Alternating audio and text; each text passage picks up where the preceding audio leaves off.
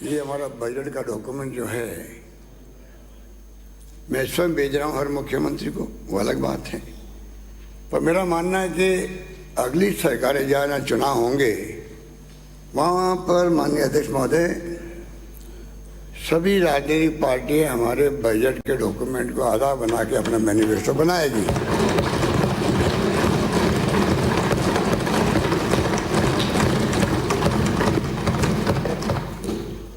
आपके दिल जानता है, ऊपर से कुछ भी को अलग बात है। बहुत शानदार समग्र विकास वाला बजट पेश किया गया है। ये पर कैपिटा इनकम मैंने बात इसलिए कही, राज्य सरकार प्रति व्यक्ति आय को बढ़ाने के लिए सतत प्रयास कर रही है। 22-23 में राज्य की प्रति व्यक्ति आय 1,56,149 रुपये रही, जो कि गत वर्ष से 14.85% अधिक है। पिछले माननीय अध्यक्ष महोदय पिछले 11 वर्षों की अवधि में प्रति व्यक्ति आय में सर्वाधिक वृद्धि गत वर्ष 18.10%, अब इस वर्ष 14.85% रही है। राजस्थान की प्रति व्यक्ति आय में पिछले 4 वर्षों में 10.01% की औसत वृद्धि देखी गई है, जबकि अखिल भारतीय स्तर पर यह वृद्धि 7.89% ही रही है। गत 3 वर्षों में राजस्थान अन्य राज्यों की तुलना में सर्वाधिक प्रति व्यक्ति आय वाले राज्यों में पिछड़े राज्यों से निकल करके अग्रणी राज्यों में खड़ा हो गया है। सांख्यिकी कार्यक्रम इम्प्लीमेंटेशन मंत्रालय भारत सरकार द्वारा अगस्त 22 में जारी विभिन्न राज्यों की जीएसडीपी के अनुसार विभिन्न राज्यों में गत 10 वर्षों में प्रति व्यक्ति आय में रही वृद्धि दर के विश्लेषण से स्पष्ट होता है कि सर्वाधिक प्रति व्यक्ति आय में वृद्धि वाले राज्यों में राजस्थान का स्थान। अध्यक्ष महोदय, ये बात सदन के माननीय सदस्य सुनने लायक है। पिछली सरकार के वक्त में 16-17 में 21वें पे, 17-18 में 30वें पे और 18-19 में 19वें पे रहा था, जबकि राज्य सरकार की कुशल आर्थिक नीतियों के कारण सर्वाधिक प्रति व्यक्ति आय में वृद्धि वाले राज्यों में राजस्थान के स्थान 19-20 में 12वें पे, 20-21 में 10वें पे और 21-22 में 9वें पे रहा है।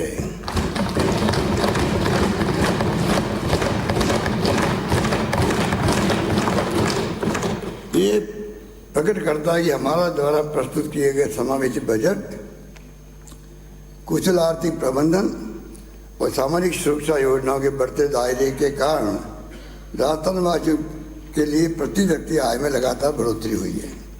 माननीय अध्यक्ष महोदय, सबको मालूम है कि राज्य की बजट जो पेश किया गया उस वक्त में हमारी थीम क्या थी, और उसी रूप में जो भारत सरकार की जो मंशा है वो भी सबके सामने है। क्योंकि भारत सरकार पता नहीं प्रधानमंत्री जी ने राज्यसभा के अंदर भी और दोसा के अंदर भी जिस प्रकार के भाव प्रकट किए वो दुर्भाग्यपूर्ण है। क्योंकि आपकी राज्य सरकारों के बारे में जो कमेंट कर रहे हो ये फेडरल डेमोक्रेसी के अंदर उचित नहीं है। केंद्र सरकार को आगे आकर राज्यों की इमदाद करनी चाहिए हमेशा।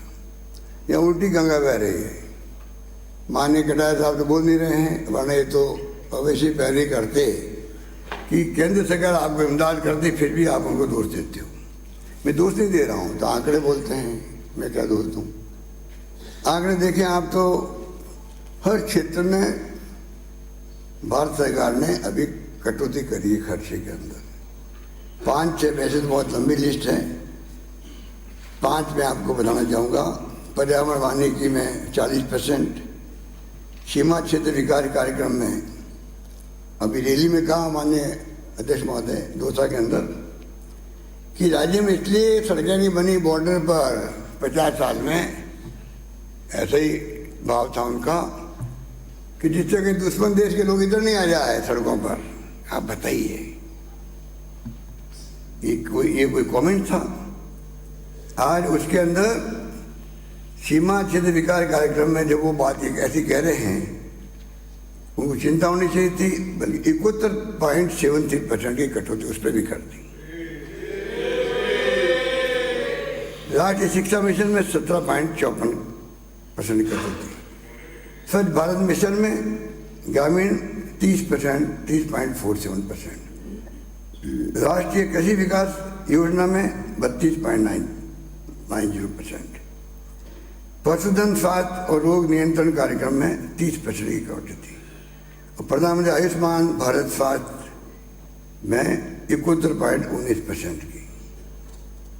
और सबको मालूम है कि नरेगा में जो कटौती की सबको मालूम है। तो माननीय अध्यक्ष महोदय, मैं निवेदन करना चाहूँगा कि जिस प्रकार से केंद्र सरकार रवे अपना रही अपना कमियाँ कर रही है, ये क्या दर्शाता है? ये क्या दर्शाता है? क्योंकि कटौती करना मैंने पिछली बार सदन को बताया था, और खर्च नहीं करना एक ही बात है। हमें दोष देते हैं कि आप खर्च नहीं करते, हम पैसा भेजते हैं आपको। अभी मैंने पूरी लिस्ट पढ़ के सुनाई आपको कि कहाँ पे इतना पैसा उनका खर्च नहीं हो पाया है। इसी प्रकार से मनरेगा में 32.88% की कटौती की। मिड डे मील में 10% लगभग, यूरिया सब्सिडी में 14%, अनुसंधान के अंदर 13%, आईसीडीएस में 38%, एनएफएसए में 17%, इलेक्ट्रॉनिक्स में और आईटी हार्डवेयर में 41%, अटल पेंशन सरकार योजना में सरकार का 28% कटौती, पवन ऊर्जा में 14% और आत्मनिर्भर भारत रोजगार योजना में 7%।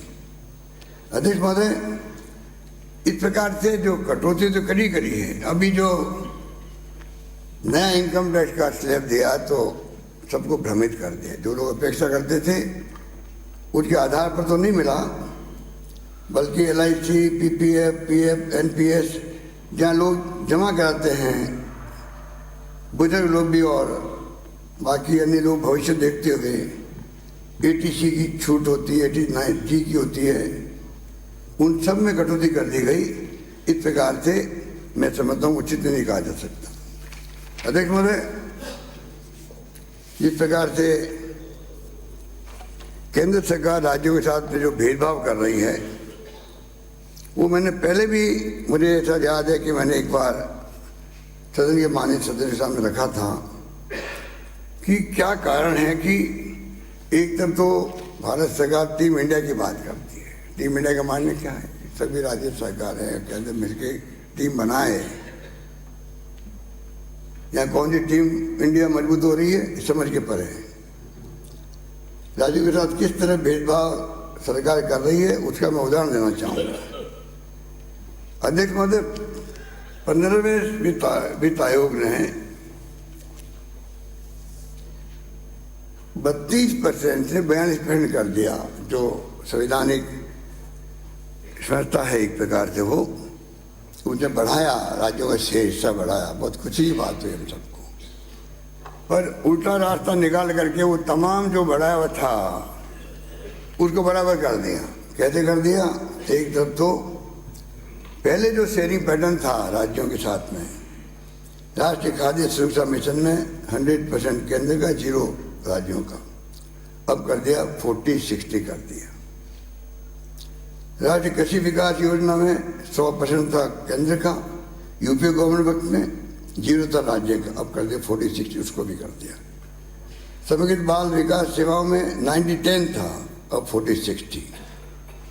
राष्ट्रीय ग्रामीण आजीविका मिशन में 75-25 था राज्यों का, अब 40-60। मरुस्थलीय क्षेत्रों में सिंचाई निर्माण 90-10 था, अब 40-60। इंदिरा गांधी नहर परियोजना में 75-25 था, अब 50-50। राष्ट्रीय स्वास्थ्य मिशन में 75-25 था, अब 60-40। समेकित महिला सशक्तिकरण कार्यक्रम में 100 था, अब 40-60। प्रधानमंत्री ग्रामीण सड़क योजना में 100 था, अब 40-60। तो माननीय अध्यक्ष महोदय, मैं कहना चाहूँगा तमाम जगह पर जो बढ़ाया गया था, एक तरफ तो ये पैटर्न कर दिया और दूसरी तरफ आप आगे सुनिएगा कि नई अप्रोच सरकार की हो रही है, भारत सरकार की, कि पैसा जो है समेकित निधि होती है, संचित निधि होती है, कंसोलिडेटेड फंड होता है स्टेट गवर्नमेंट का, उसमें जमा कराते थे पहले CSR का फंड। उसकी बजाय नया तरीका निकाला है कि बैंक में जमा करवाएंगे। इनको पूछो क्यों करवाएंगे? वहाँ पर जो लिक्विडिटी होती है राज्य के पास में, तो वो अपने आराम से काम कर सकते हैं। उस लिक्विडिटी को खत्म करने के लिए